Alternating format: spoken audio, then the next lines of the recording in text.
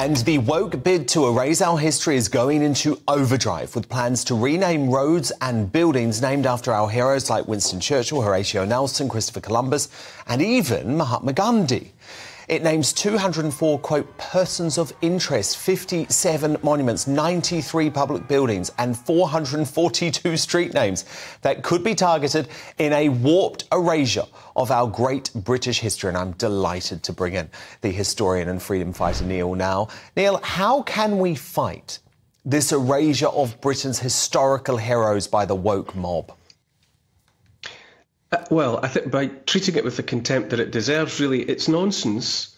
It's more nonsense. I think it encourages, invites us all to look at what these people are up to and what they think are the things that matter to people and what they think are the correct approaches to shaping the future. It's absolutely bizarre.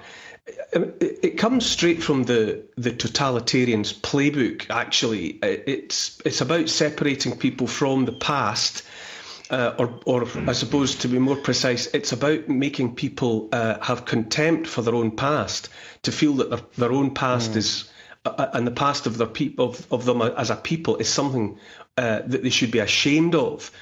Because once you encourage people to think badly of their history and of their collective past, then you can push them into looking forward to some kind of utopia, some kind of perfect future. And it's always easier to sell people the future because it doesn't exist yet and never will. But I would say, really, what we're seeing with the ULEZ infrastructure and the cameras being deactivated or put out of use is the beginning, I would say, of people reacting understandably and quite rightly, I would say, in the face of officialdom that doesn't listen to them and seeks to impose upon them, that which they do not agree with. And I would say that we should also take a page out of that book and say, when it comes to suggestions like we're going to rename parks and streets and houses and public buildings because we want to separate you from your collective past, then we should just treat that with the contempt it deserves and ignore the idea and ignore the people pushing the idea. Yeah, the problem is, in Wales, they're in power, so they can do it. And look at what Khan is doing. I mean, you mentioned ULEZ. Sadiq Khan's doing a very similar thing in London.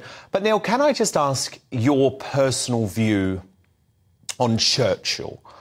Because how does a man go from being voted the greatest Briton in every single poll going, including by the mainstream media, a matter of a few years ago, to effectively being cancelled today?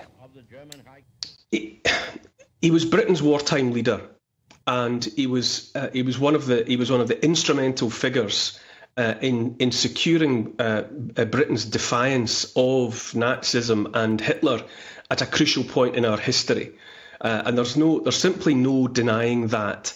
And that he is regarded and has been regarded ever since as a national hero is completely understandable and completely appropriate. The war against Nazism, the war against fascism, had to be won and was won. And Churchill played a pivotal role. He was an iconic figure, and he was our wartime leader. I think that the point is more profound, actually, Dan. It's the rewriting of history, full stop. It's everyone knows that in our history, in every country's history, in every nation's history, there are shades of light and dark. And when you closely analyse any individual who comes to prominence, there are shades of light and dark, but they are part of the story. And people hold to the story. People cleave to the story because it invites them to understand something about themselves, something about, in this instance, who the British people are, what the British people have stood for. And there is something very sinister about seeking to cut people off from those roots. As I mentioned before, it's straight out of the totalitarian playbook.